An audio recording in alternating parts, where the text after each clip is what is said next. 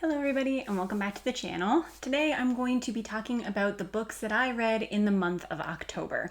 Just as a small disclaimer, my parents live in an in-law apartment in my house and my sister and my nephew are currently visiting, so if you hear any big baby noises then I apologize, but I don't have any other time to film this, so we're just going to go right on through with it.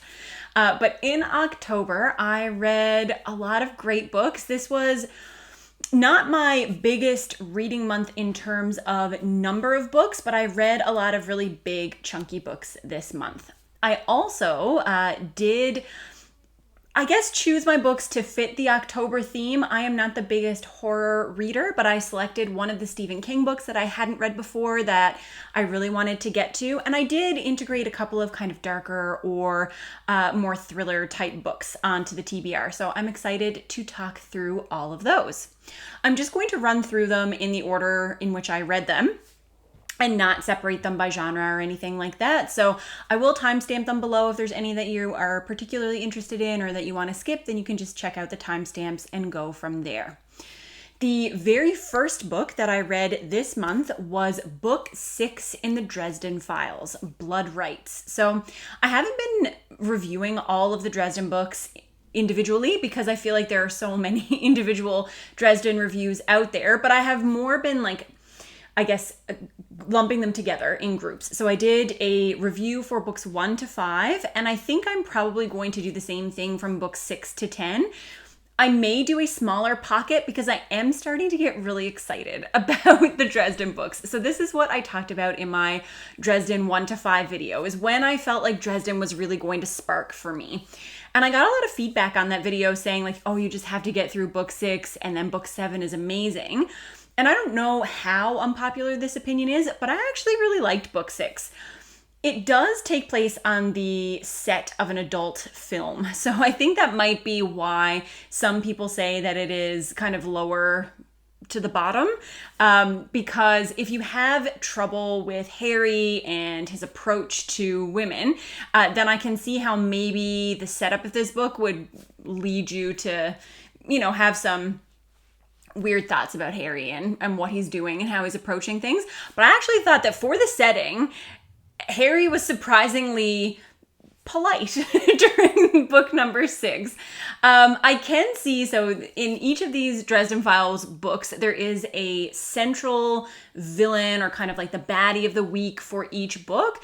And I did think that this book got resolved very quickly. Like the central mystery, you kind of find out what's happening and then everything falls together and unravels very, very quickly. I had assumed that the antagonist from this book would be someone who would stretch across maybe several books in the series. I was not expecting things to come together as neatly and as quickly as it did. So I feel like that might be also another reason why book 6 does not make the top of people's lists. But there were a couple of moments in terms of Harry's development of a character, his connection to some of the secondary characters, and some new characters that are introduced into his life that for me were some of the very best moments of Dresden so far. So I really, really enjoyed book 6. I think I gave it a 3.5 stars. So it's still, I'm still expecting my enjoyment of Dresden to rise as the book series continues, but I finally am very excited to keep reading. Just the things that we found out about Harry and the world and the people around him have me really itching to get into book 7. So I am feeling more and more invested every day in the Dresden Files, and I'm really excited to continue along with the series. After Harry, we started a buddy read on the channel and read Jay Kristoff's Empire of the Vampire. So this is Jay Kristoff's new fantasy release, and I read this with a bunch of people on Discord, and we discussed each part or each book because the longer novel is broken up into a series of 6 books. And these books alternate between a past timeline and a present timeline that follows our main character, Gabriel. I did a full spoiler-free review on this book, so I'm not really going to run through any of the plot. If you're interested in Empire of the Vampire, then I suggest you check out that review. But I will say that I enjoyed it. I had no idea what I was going to think. I had never read a book of Jay Kristoff's. I know that it was pitched as somewhat kind of edgy, and it definitely was that. It was a very dramatic book. There was a lot of big moments and high emotions throughout the book, a lot of really snappy, sarcastic dialogue, and it is certainly not the kind of book that I would read all the time, but I thought that it was really fun. I enjoyed reading it. Reading it with people on the Discord definitely heightened the experience, and I'm really excited to see what happens in book 2. I don't have any experience with Jay Kristoff as an author, but I'm hoping that his books are ones that come out fairly close together, because there is a pretty big cliffhanger at the end of book 1, and I'm excited to see what is going to happen in book 2. After Empire of the Vampire, I moved along to a graphic novel. So I have put myself on a book buying ban from now until Christmas, because my family is very generous and they always get me lots of books for Christmas. And I'm tempted always to buy books. So if you are buying books, I empathize with that and I do not judge in any way. But I just know that I have a huge unread TBR. I'm going to get a huge influx of books at Christmas time. So I'm really trying not to buy anything. The one exception I made to this rule is when I went to the bookstore in St. John's, when I went out there a couple weeks ago, I bought a graphic novel. This graphic novel was called Goblin, and it follows the story of a young goblin whose family is killed by a human, and he goes on a quest to try to seek revenge for his family. And it was a really cute story. It's very hard to categorize. Like, I would almost call it a middle grade graphic novel in terms of the structure and the story and the plot, but there's a lot of really violent stuff that happens here. So maybe this would be like on the younger end of YA. I picked it up because the artwork looked really beautiful. I am always looking for fantasy graphic novels to recommend. And so I thought, you know what? I'm going to pick this up because I know I will read it like today or tomorrow. And so I won't feel bad having it sit there on the unread TBR. But this had what I say is like a very rich skeleton of a story. So all of the parts of the story I thought were really intriguing. It's just that it was much too short. Everything happened very quickly. Each leg of the journey took place very quickly. And part of that is because it is a graphic novel, and that is a function of the graphic novels. We have to take the art and the story together and extrapolate from there. But I've also read a lot of really rich graphic novels that accomplish a lot of storytelling in a very short number of pages. So it didn't quite hit all the right notes for me, but if you have a young reader who is not put off by some violence on page, then I think this would be a really fun graphic novel for them. And I am glad that I picked it up, and I am glad that I read it. So I had a good time with it. The next book that I read was another buddy read, and this was with Diana from Diana and the Nook. I will just link her channel below. Diana is amazing. I really wanted to buddy read something with her, and so we decided to pick a spooky book that was not too spooky, because both of us have a little bit of trouble with those really scary stories. And so we selected a thriller called The Turnout by Megan Abbott. And I have mentioned this on the channel before. I don't always do well with thrillers because I am a very character-driven reader, and I find thrillers are just kind of go, go, go, plot, plot, plot at the expense of character development. The characters feel like caricatures in a lot of instances. But I had read another book by Megan Abbott and had found that she spent more time developing her characters than I was used to in some of the thrillers that I have read.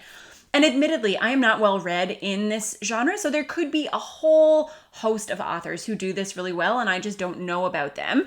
But she is one that I had stumbled across whose writing seemed to suit my tastes a little bit more.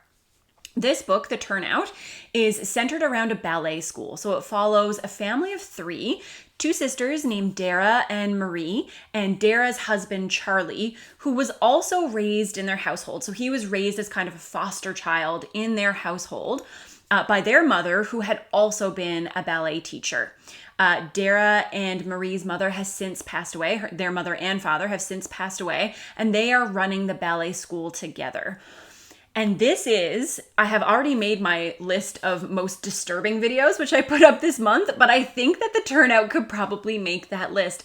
This was such a twisted book. it follows this small family, and what happens is that there is an accident in the dance studio, and there's a fire. So they have to get somebody to come in to do some renovations. And these renovations are taking place as they're gearing up to go into Nutcracker season. So to prepare their dancers for the performance of the Nutcracker at the end of the year. And one of the contractors who comes in starts to become interested in Marie, who is the younger sister. And it becomes this really warped story about Marie and this contractor and Dara and Charlie, and how these three members of this family are woven together. There's this undercurrent of despair and foreboding that runs through the entire novel. And you know that in this household where these three kids grew up, everything was not okay. And you can glean, I think, fairly easily from the text that bad things happened within the house.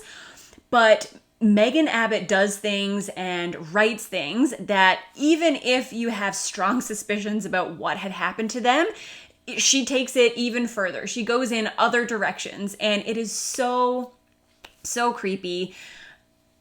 I would just be warned before you go into this book. Like, there's a lot of really detailed and disturbing information about past trauma, about manipulation of children, all kinds of things. It was very dark and disturbing, but it is exactly what both of us wanted to read. So I think we both had very similar thoughts on it, which is that it was one of the most disturbing books that we had read, that some parts were very difficult to get through, but that Megan Abbott's writing fit the story so well and pulled you through. Like, you wanted to keep going, but you didn't want to have to read it because it was very unsettling, but you couldn't stop yourself from going. And her writing style fit that really, really well. It was an excellent October read. And if you like thrillers, if you like disturbing family stories, then I would definitely recommend picking it up. I enjoyed it. I thought that it was a well-crafted book, but I definitely wouldn't ever go back and reread it. That is for sure. But I'm glad that we read it, and hopefully Diana had a good time reading it as well. From there, I went on to the biggest novel that I read this month, which was Stephen King's It. I talked about this book many, many times on the channel because it is one of Stephen King's best known works, one of his most beloved novels, and I had never read it. So this year I decided was going to finally be the year that I read it, and so I did, and I loved it. I had a great time with it. I also did a video about this one. So I recorded a video with Mike from Mike's Book Reviews, which I can link below as well. And we compared and contrasted it and The Stand. And that video is not a review. It's not kind of telling you what's good and what's bad about each one. It's more if you would like to start somewhere with these giant books, which of these two would appeal the most to you? And that's really what that video is.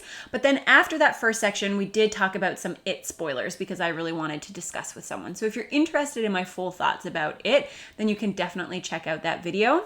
I will just say the reasons that I enjoyed it were the coming of age elements. I thought that the characters were very well crafted. I could barely even pick a favorite amongst these characters because I came to love and appreciate each of them in totally different ways.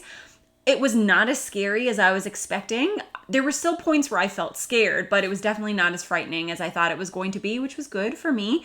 And of all of the non-Dark Tower Stephen King books that I have read, I believe that It is my favorite. So it's long, but totally worth it. And if you, like me, haven't read it yet, then definitely go off and do so.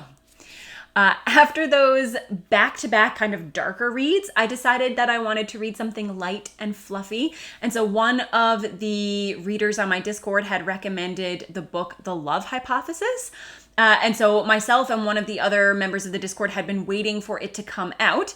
And as soon as it was released, we picked it up and read it at roughly the same time. She read it a day before I did. And it was so good. It was exactly what I was looking for. If you don't like romance, then obviously don't go out and pick up this book because it will not be what you are looking for. It is a very typical romance. It deals with a lot of very common romance tropes, but it does them so, so well. It is about a young woman named Olive who is a PhD candidate. She's working towards getting her PhD in biology. And she, at a party, kisses one of the professors who works at the university. So his name is Adam, and he is known as like this mean, gruff, very difficult to work with professor. Almost all of the grad students are terrified of him. And due to circumstances in her personal life, she kind of runs up to him at a party and says, "Can I kiss you?" And then he says yes, and they kiss. And from there, it leads into a fake dating story. And it's just delightful. It has all the things I look for in a romance. It has kind of a gruff male lead who is actually very sweet underneath everything. It has a very strong and independent female lead, great side characters, very healthy relationships, not too much what I would say like silly miscommunication. I feel like the stakes in the book are very real. The difficulties between the characters are believable. I mean, you have to take some of it with a grain of salt. Like, it is an adult romance. There's going to be some miscommunication. There's going to be some of that, you know, some of those narrative devices, but I thought it was done really, really well. I enjoyed the characters. It was so sweet. A couple of the people who read it in Discord turned around and read it for a second time right afterwards because they enjoyed it so much. So I say, if you like adult contemporary romance, if you like rom-coms, definitely read this. This is one of the best ones that I have ever read, and I enjoyed it so much. I will definitely pick up a physical copy because I read this one on Kindle, but I liked it enough to go back to it probably around Valentine's Day every year or something like that when I'm looking for something fluffy. So totally recommend that one. From there, I went into another one of my Halloween kind of darker, creepier reads, and this was Rebecca by Daphne du Maurier. So I have been wanting to read Rebecca for many years. I didn't have a copy, so I actually ended up picking this one up on audiobook. So I listened to most of this, but as with many things, once I was getting close to the end, I really didn't want to wait for the audiobook because the tension kept mounting and I was so invested in the story that I picked it up on Kindle and finished it out on Kindle because I can read faster than I can listen. But I loved Rebecca. In terms of classics, I feel like this is very accessible. The writing style is very easy to get through, very fluid. It doesn't feel too difficult or too archaic in the way that some classics can feel.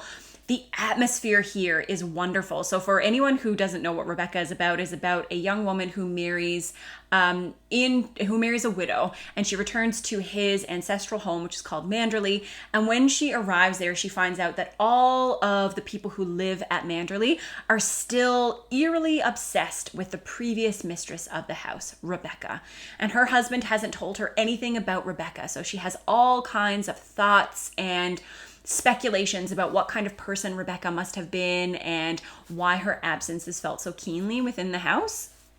I will say, for me, reading this right now in 2021, this seemed like an excellent exploration of someone with a generalized anxiety disorder and with extreme social anxiety. The main character of the wife, who we only get to know as Mrs. De Winter, we never find out her name. She deals with a significant amount of anxiety, and a lot of that is focused around this specter of Rebecca who lives on in the house. But I thought she was a very fascinating character. Those aren't things that I see a lot when I read classics, and so I really appreciated that. The atmosphere, like I said, the tension, Du Maurier's writing just pulls you through this story, and it is so creepy and unsettling, and you can feel the environment. You feel like you're living there at Manderley and you're going through these things yourself. And I cannot believe that I put off reading this for so long because I enjoyed it so very much. Reading Rebecca was definitely a highlight of a month that had a lot of really enjoyable reads for me. So this is definitely one of my favorite classics that I have ever read. I feel like it's a good place to start with classics if you want to get into reading more of that type of literature, and it was highly enjoyable. I had a really great time reading it. And then to end out the month, my very last read of the month was actually a reread for me, and I reread Wizard and Glass, which is the fourth installation of the Dark Tower series, and probably my favorite. It's so hard for me to pick a favorite Dark Tower book, but this book is kind of a mixture of timelines, which we got in the first book, The Gunslinger, which took a look back at Roland's childhood, and Wizard and Glass also explores Roland's childhood. So we get a lot of backstory about Roland. We get to see a lot of his character development, about the things that have impacted him in the past and perhaps why he behaves the way that he does in the present story. This one definitely leans heavily into those Western roots. So if you liked that part of The Gunslinger, those kind of Western vibes, then I think that you would very much enjoy Wizard and Glass. I really, really like this one. I think that it is a favorite for many people. Now, if you don't like flashbacks and you don't like exploring stories about characters when they're young, then this would definitely not be your favorite of the books. But otherwise, I think that it's really well done. The pacing is really good in this one. I think the side characters are really interesting. The setting is really interesting. So I really love Wizard and Glass. I was really happy to reread it. And it has me wanting to go right on to Wolves of the Calla, but I already have such a big November TBR. So I'm going to try to stay away from that. We will see, but definitely I will be continuing my reread of The Dark Tower very soon. I'm loving rereading this all the way through. I actually haven't ever reread them right from 1 to 7 in a row. I've kind of gone back in and read different ones randomly, or read like 1, 2 together, but I've never read them all in a row since I read them for the very first time. So this has been very exciting. I've gotten to talk to people about them. I did a chat with Baron and Jimmy about books, mostly books 5, 6, and 7 last week. So I will definitely link that below as well, and would encourage you to check that out if you are a Dark Tower lover. But those are all of the books that I read for the month of October. I have a couple of ongoing books. So there are 3 books that I have been reading throughout the month that I haven't quite finished. So I'll just mention them here without giving a lot of detail because I'm sure I will talk about them in my November wrap up. But I have been listening to The Wind in the Willows. I have never read this book. I have a list of classics that I want to get through that I've kind of had running for many, many years. And The Wind in the Willows is one that was on there. And I needed an audiobook to listen to yesterday as I was cleaning up. And The Wind in the Willows is a story that I hadn't read. I heard a lot of good things about the audiobook, and the audiobook was short. So I picked it up, and it is delightful. The narrator is great. I'm not sure what his name is, but I'll see if I can find it and pop it up. But I love the way that he narrates the story. This is such a charming book, and I think I have about 2 hours left of the audiobook, but I'm recording this on Halloween, and today is going to be a very busy day, so I definitely am not going to get time to read any more today or listen to any more, but I think I'll finish it fairly quickly over the next couple of days. So having a really good time with that one. I'm also reading George MacDonald's Phantastes, which is sometimes credited with being the first adult fantasy novel. I just haven't had a lot of time to sit down with my Kindle, and I was spending a lot of time reading it on my Kindle this month, so I just didn't get to do that kind of pre-bedtime Kindle reading that I usually do. But I expect to finish Phantastes sometime in the next week and then talk about that in my November wrap-up. And shame of all shames, I am still reading Eye of the World. I wouldn't even say that. I took a break from Eye of the World. I'm still at page 330 or whatever page it was that I was at in my last wrap up, but I just didn't ever really get the desire to go back and dive into it. I think this is going to be one of the first things that I read in November because I do want to get books 1 and 2 finished. And then I think I'll probably end up doing a video about my thoughts and feelings about those first 2 books, because I am definitely not as captivated by Wheel of Time as I had hoped, but I don't give up hope. There's time for things to turn around, and I think it's good to get a variety of perspectives on different books. So hopefully I will have something valuable to offer once I have made my way through those 2 books. But those are my ongoing books for October. Going to carry those over into next month.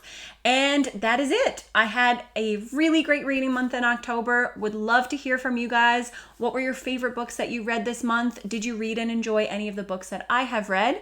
And I will see you with another video soon. Bye.